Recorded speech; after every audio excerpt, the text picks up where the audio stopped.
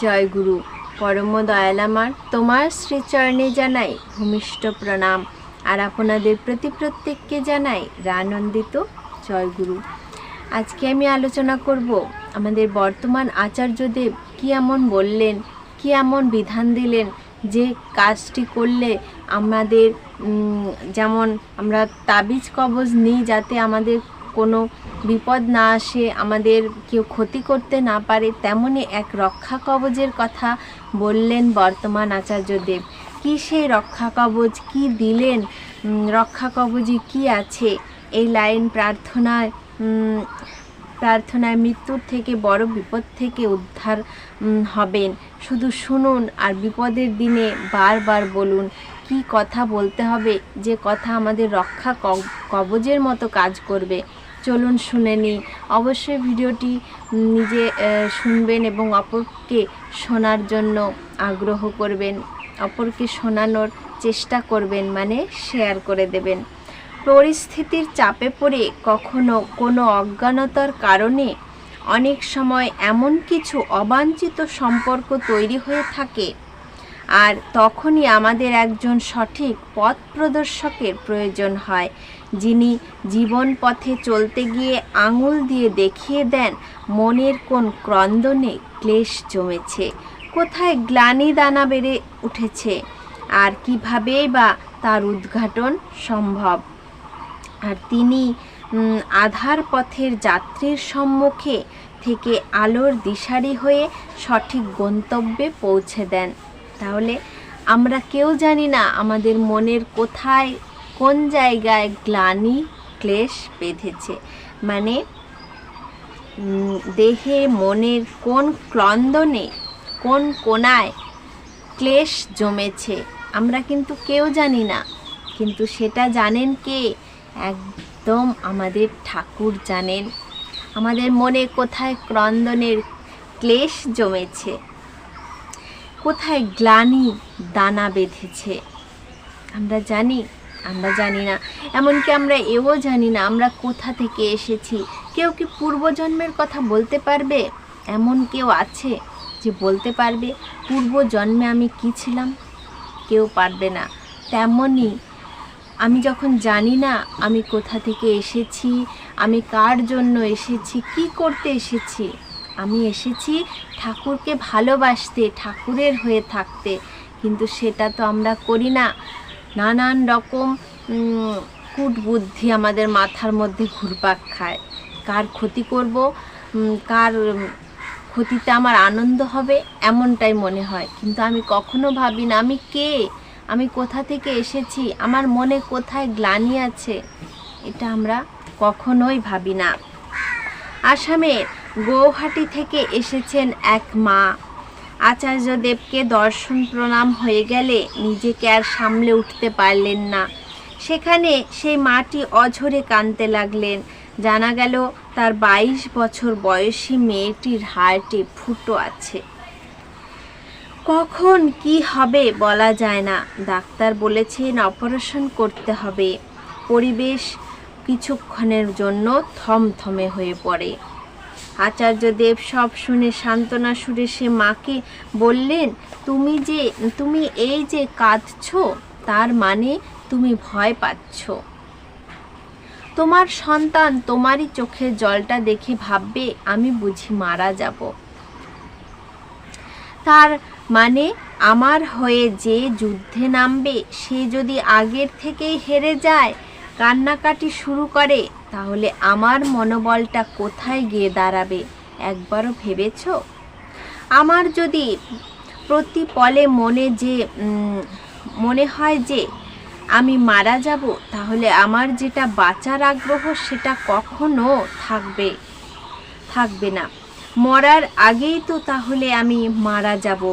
তুমি মা হয়ে জানো না কিভাবে যুদ্ধ করতে হয়? তোমার লড়াই করার ক্ষমতা নেই।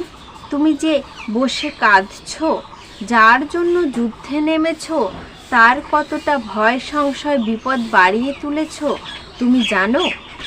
এইভাবে দুর্বল মন দিয়ে তুমি কিভাবে যুদ্ধ করবে? তোমার ইচ্ছা যদি থাকে তবে তবে ও বেঁচে যাবে। তোমার ইচ্ছা তোমার প্রার্থনায় কাজ করবে। মায়েরা যা ইচ্ছা করেন ঈশ্বর সেই প্রার্থনা শোনেন। ঠাকুরের কাছে কখনো এই প্রার্থনা করবে না যে আমার মেয়েকে বাঁচিয়ে দাও। এই প্রার্থনা আপনারাও কখনো করবেন না যে আমার ছেলেকে বা আমার মেয়েকে বা আমার স্বামীকে বাঁচিয়ে দাও। এই প্রার্থনা কখনোই করতে হয় না। কি প্রার্থনা করতে হয় বর্তমান আচার্যদেব বলেছেন। আর একটা যুদ্ধ, যেখানে একটি মেয়ে, তার মা কাঁদছে যে মেয়ের হার্টে ফুটো, অপারেশন করতে হবে, বাঁচবে কি না কোনো গ্যারান্টি নেই। সেখানে মাটিকে তাকে সাহস জোগাতে হবে। মায়ের কান্না দেখে মেয়েটি তো ভেঙে পড়বেই, ভাববে হয়তো আমি বাঁচবো না।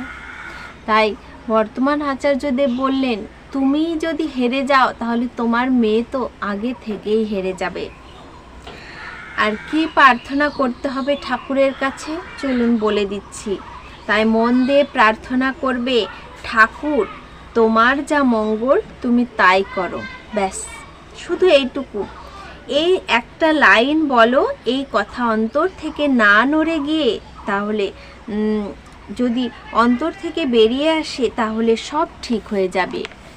শুধু একটি কথা, ঠাকুর তোমার যা মঙ্গল তুমি তাই করো, তোমার যেটা ভালো তুমি সেটাই করো। ব্যাস, শুধু এইটুকু কথা। তা না করে আমরা কি বলি, ঠাকুর আমার বাবাকে বাঁচিয়ে দাও, আমার সন্তানদের বাঁচিয়ে দাও, আমার স্বামীকে ভালো রাখো। কিন্তু এটা কখনো বলি না যে ঠাকুর তোমার যা মঙ্গল, কারণ তুমি তো আমাদের মঙ্গল চাও। তুমি কখনোই তোমার সন্তানের অমঙ্গল চাও না। তাই তাকে বলতে হবে, ঠাকুর তোমার যা মঙ্গল তুমি তাই করো, আমি তাতেই খুশি। এই কথাটা যদি আমরা অন্তর থেকে বলতে পারি তাহলে ঠাকুর নিশ্চয়ই শুনবেন। আর মায়ের প্রার্থনা যখন অন্তর থেকে আসে না, তখন ঠাকুর সেটা ফেলতেই পারে না, ঠাকুর অবশ্যই শুনবে। মা যদি ভালোবেসে সন্তানের জন্য প্রার্থনা করেন, সব রক্ষা কবচের ঊর্ধ্বে তা। মাটির কান্নার বেগ কমে আসে। গভীর মনোযোগের সহিত শুনতে থাকেন আচার্যদেবের বাস্তবধর্মী কথাগুলি। তিনি বলে চলেছেন, আমার সাথে এরকম কয়েকবার হয়েছে। আমাকে বলা হতো আমার নাকি কাল সর্পদোষ আছে। এমন হয়েছে আমার ঘরে সাপ, আমি নাম করছি, সিঁড়ি দিয়ে নামছি, একটা কালো ভয়ানক বিষধর সাপ পড়ে আছে। একটু অসাবধানতায় পা দিলেই আমায় ছোবল মারত। বাথরুমের ভিতরে সাপ ফনা তুলে আছে, আমি স্থির হয়ে নাম করেছি। এখন যদি নাম করতে করতে বারবার ভাবতাম, এই বুঝি সাপ আমায় ছোবল মারল, এই বুঝি আমি মরলাম, এই বুঝি আর বাঁচব না, আমার আর বাঁচার আশা নেই, তাহলে সাপ আমাকে এমনি এসে ছোবল মারত। তুমি মা, তুমি প্রার্থনা করো। বললাম, যে মায়ের প্রার্থনা তিনি মঞ্জুর করেন। আচার্যদেব এত বড় কথা বলে দিলেন যে ঠাকুর মায়ের প্রার্থনা কিন্তু মঞ্জুর করেন। তাই সকল মাদের বলবো, আপনারা ঠাকুরকে এইভাবে ডাকবেন, ঠাকুর তোমার যা মঙ্গল তুমি তাই করো। আচার্যদেবের গভীর প্রত্যয়দীপ্ত কথাগুলি এই মায়ের মনে আশার সঞ্চার করে।